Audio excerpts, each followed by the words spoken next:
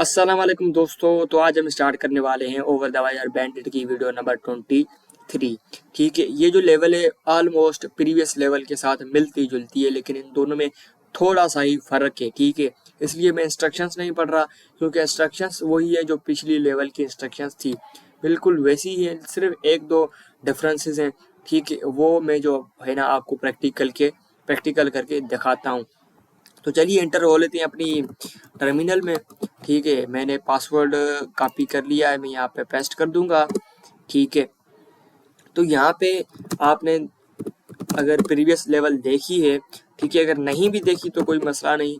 यहाँ पे अगर आप देखें तो इंस्ट्रक्शंस में ये कह रहा है कि इस टाइप की एक फाइल है, ठीक है, उसमें देखो। ठीक है, तो चलिए इस फाइल में हम देख लेते हैं। ठीक हो गया, और /etc/cron.d। ठीक है, तो यहाँ पे देखें ये थी प्रीवियस लेवल के लिए 22 के लिए जो हमने सॉल्व की थी, और ये जो हमारी फाइल है वो हमारी 23 के लिए है, जो कि इस लेवल में हम सॉल्व करने वाले हैं। ठीक है, तो सबसे पहले इस फाइल को हम रीड कर लेते हैं कि इस फाइल में हमारे पास क्या पड़ा हुआ है। ठीक है, तो cron.d और cron job स्लैश bandit 23। ठीक है, ये क्रोन क्या होता है मैंने पिछली वीडियो में भी आपको एक्सप्लेन किया था। ठीक है, इस वीडियो में भी कर देता हूँ। ये एक स्केड्यूलर होता है, ठीक है, जिसमें हम टाइम सेट करते हैं कि किस टाइम पे इस स्क्रिप्ट को चलाना है। ठीक है, तो देखते हैं कि इसमें क्या टाइम सेट किया गया है। ठीक है, तो यहाँ पे देखें तो ये हमारे पास स्क्रिप्ट है, ये वाली। ठीक है, और इसका ये टाइम है। ठीक है, ये टाइम है। अगर यहाँ पे वैसा टाइम लिखा हुआ था जो हमें समझ आता, तो हम कहते कि भाई इस टाइम से लेकर इस टाइम तक ये स्क्रिप्ट चलेगी, लेकिन ये यहाँ पे स्टार्स हैं। ठीक है, इसका मतलब है कि ये हर वक्त चलती रहेगी। ठीक है, जब भी हम इसमें एंटर होंगे, यूज़र नाम टाइप करेंगे, तो ये खुद ब खुद जो है ना चलती रहेगी। ठीक है, तो सबसे पहले हम इस स्क्रिप्ट को पढ़ लेते हैं कि इस स्क्रिप्ट के अंदर है क्या। ठीक है, वो ये स्क्रिप्ट ही हमें बताएगी कि हमने पासवर्ड किस तरह निकालना है। ठीक है, मैं इसको कॉपी करके यहाँ पे पेस्ट कर देता हूँ। ठीक है, अब यहाँ पे ये हमारी स्क्रिप्ट देख लें आप, ये वाली। ठीक है, अब इसने एक माई नेम के साथ एक वो IMA का वेरिएबल क्रिएट किया है। ठीक है, और टारगेट में इसने लिखा है एको IM यूजर माई नेम यहाँ पे देखिए तो माई ये वाला माई नेम है। ठीक है, और माई नेम वो MI मतलब जो हम यूजर हैं, कौन सा यूजर है, अभी यहाँ पे हम यूज कर रहे हैं बैंडेड 23 यूज कर रहे हैं, और ये चीज़ आपने सेम लिखनी है। ठीक है, अगर स्क्रिप्टिंग आपको नहीं आती और आपको कोडिंग वगैरह नहीं आती, तो ये वेरिएबल वगैरह ये जो यूज़र नेम हम लिखते हैं, तो ये आपके लिए थोड़ी प्रॉब्लम क्रिएट कर सकता है, लेकिन चलो कोई मसला नहीं, हम इस लेवल को सॉल्व कर देते हैं। तो यहाँ पे ये देखें, ये हमारे पास चीज़ लिखी हुई है। ठीक है, यही चीज़ हमने एज इट इज़ अपनी कमांड में लिखनी है। ठीक है, लेकिन यहाँ पे वो MI ये एक नाम नहीं है, सिर्फ नाम नहीं है, ये एक वेरिएबल है। ठीक है, ये जो वो MI है हमारा वो वेरिएबल बनेगा। ठीक है, तो इसको कैसे करना है, वही हमने सेम ही लिखना है। आई एम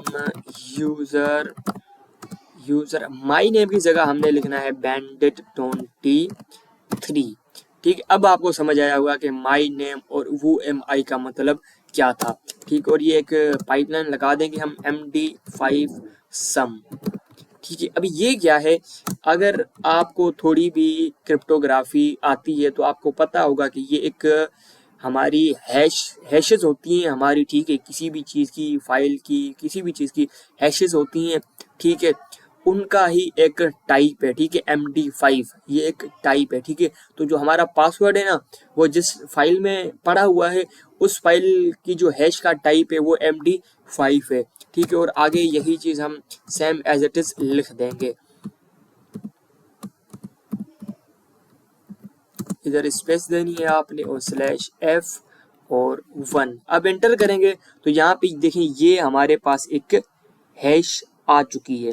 ठीक है, ये वाली हैश है। ठीक है, अब इस हैश में जो है ना हमारा पासवर्ड है, इस हैश को हमने किस तरह रीड करना है।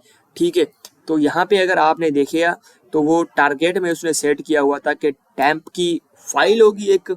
ठीक है, टैम्प की फाइल के नाम के बाद हमने अपना टारगेट सेट कर देना है, और टारगेट में टारगेट, ये टारगेट यहाँ पे शिफ्ट होता है, ये वाला टारगेट, और यहाँ पे ये जब चीज़ हमने की तो हमें क्या मिला, ये सम मिला। ठीक है, तो इस टारगेट की जगह हमने क्या लिखना है, सम लिखना है। तो चलिए इसको देखते हैं कि ये किस तरह है, TMP/ और ये इस टारगेट में हमें क्या मिला था, ये हैश मिला था। तो यही हैश जो है ना हम लिख देंगे इधर कॉपी करके। ठीक है, मैं इसको कॉपी कर देता हूँ। अब यहाँ पे मैं इसको पेस्ट कर दूंगा। ठीक है, तो यहाँ पे देखिए ये जो है हमारा एक्चुअल पासवर्ड है वो हमें मिल चुका है। ठीक है, तो इसमें आपकी एक चीज़ है कि स्क्रिप्ट को देख के ही आपने अंदाज़ा लगा दिया कि क्या क्या चीज़ें हमारी होंगी। ठीक है, एक और उसमें चीज़ थी कि MD5 सम, ये एक हैश होता है। ठीक है, किसी भी फाइल का हैश होता है। जब हम इनपुट सेम देते हैं तो हमें हैश भी सेम ही मिलता है। लेट सपोज अगर मैं इनपुट देता हूँ, लेट सपोज यूजर देता हूँ, ले ठीक है, अब उसका जो हैश बनेगा ना वो हमेशा, लेट सपोज अगर वो हैश बन रहा है तो वो इस तरह ही बनेगा।